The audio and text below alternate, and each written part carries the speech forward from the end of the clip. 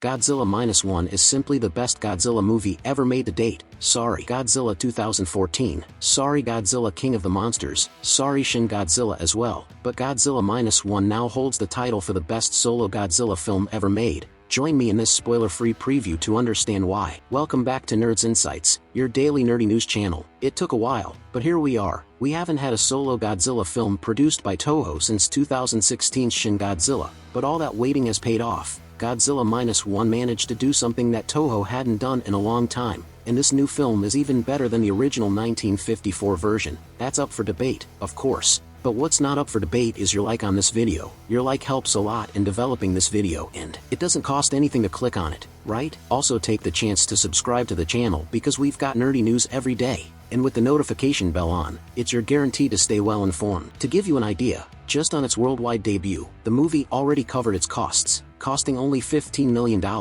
Well, not exactly only, right, folks? 15 million is quite a lot, haha. But in cinema standards, 15 million is like change from KFC or Starbucks, and now, it's already surpassed a revenue of $60 million. With that amount, you could make an additional 4 movies, and we're talking about giant monsters from Toho, not even from the more famous MonsterVerse, so it's pretty obvious that Minus One is a success. Another point that was a success in this film was the approval from both the audience and critics. At the time I'm scripting this, we have a whopping 98% approval from both the audience and critics on Rotten Tomatoes, 98% from each. That's surreal, my friends. Critics and audiences shaking hands and agreeing. It's the reflection of a job very well done, meticulously crafted. It was designed to be a success, and it was. This is what good management does. The work reflects in the results. We've been witnessing so many cases of films flopping because they don't please either the audience or the critics, causing chaos in the industry, especially in the superhero genre. For example, The Marvels was a total disaster that pleased no one and became Marvel's biggest flop, and Aquaman 2: The Lost Kingdom is heading down the same path. As the saying goes, if the mind doesn't think, the wallet pays. About the film overall, there were just 2 things that bothered me a bit,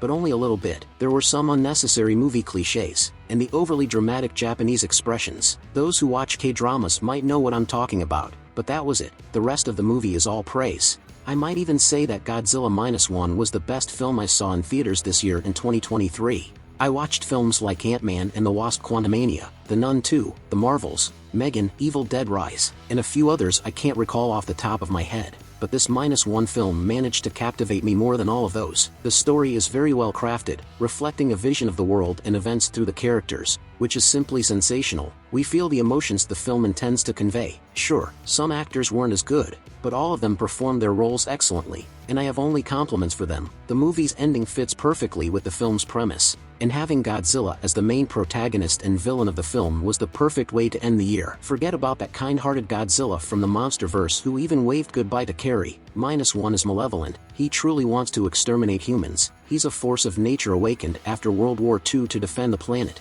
He's not here to defend nations or humans. He's here to protect the planet that humans are destroying, so you can expect a lot of destruction. Terrified humans. A true villainous Godzilla who'll crush everything and everyone in his path. In Japan, which was already in chaos, goes to Minus One. Now I'm curious to know, are you going to watch Godzilla Minus One at the theaters? If so, tell me which cinema you're going to. I'm quite curious, and soon, I'll bring the complete explanation with spoilers for this movie, so of course, subscribe to the channel and hit the notification bell so you won't miss any content from the channel, and if you haven't already, give this video a like. Take care, and until next time.